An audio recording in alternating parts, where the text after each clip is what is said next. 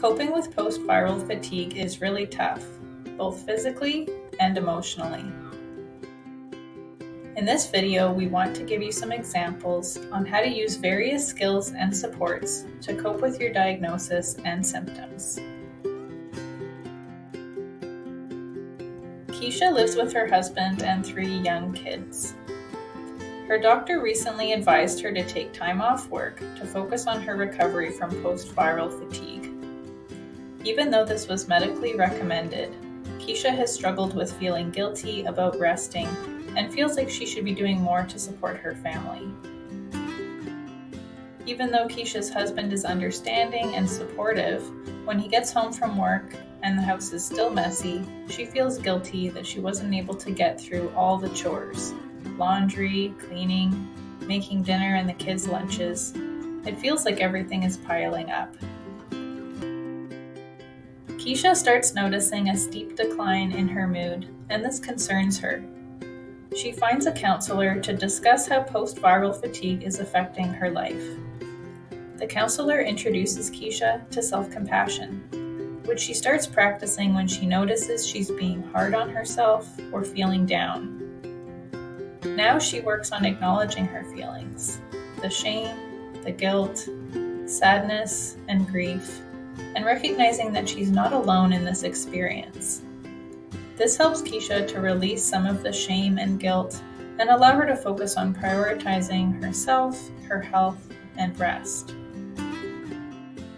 Through counseling, Keisha comes to recognize that family and contribution are core values for her. She sits down with her husband to identify manageable ways for her to be involved with her kids without exacerbating her symptoms. They identified that helping the kids with their homework a few nights per week is manageable, since she can control the environment. This allows her to connect with her children, support them in a practical way, and validates her role as their caregiver.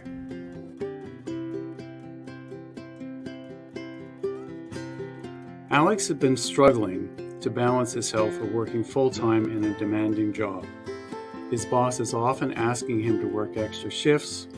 Because Alex is highly driven and passionate about his work, he often says yes, even though he'll pay the consequences later. Often spending the evening after work on the couch, sometimes with barely enough energy to heat something up for dinner. Because of his fatigue, Alex is often having to decline invitations from his friends on the weekends.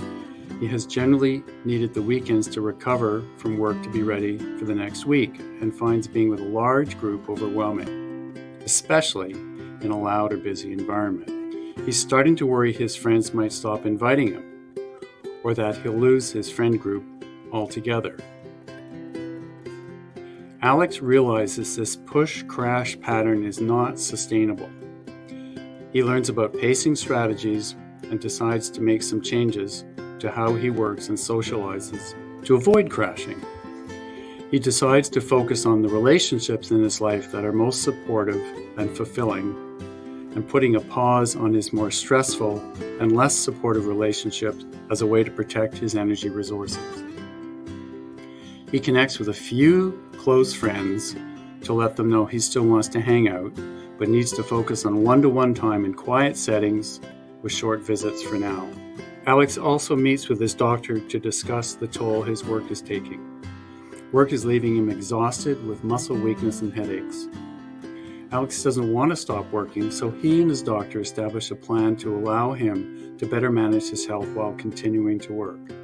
Alex also connects with a disability advocate who helps Alex identify what information to share with his employer about his illness and what he can ask for to manage his condition while working. Alex reduces his hours to part-time, supplementing his income with disability benefits. It's been difficult for Alex to cut back at work, but Alex keeps reminding himself what his doctor said. His chances of a full recovery are much better if he allows himself to rest now instead of pushing himself like he used to.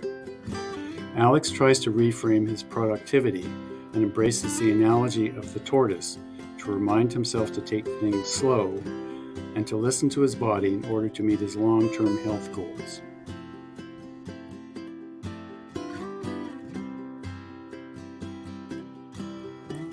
Please refer to our handouts on coping strategies, community resources, managing relationships for additional information.